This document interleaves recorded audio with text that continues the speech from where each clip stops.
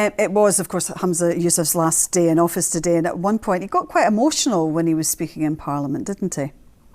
A time of total uncertainty. I think he conducted himself, if we remember back to the leadership, extremely well. He, it was very uncharacteristic, really, how his leadership came to an end, because everyone agreed that he was a very nice guy to deal with. A lot of people were sort of using that against him and saying he didn't have what it took, but it was a very, very difficult thing for him to have to do. And I think that he does have policies and legacies that he can look back on. Child poverty is obviously the one that John Swinney is saying he'll continue.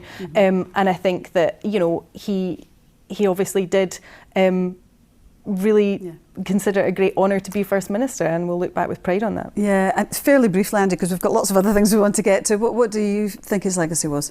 Oh, well, look, his legacy is going to be tough in the cold light of day, and it's going to be difficult to look back on it as being a massive success. He was dealt a really bad hand. His legacy was awful that he inherited, and then he's also had some self-inflicted mistakes to go along with that. I think the portrayal of him over the last year has been unfair. He's a lot better than he has been portrayed.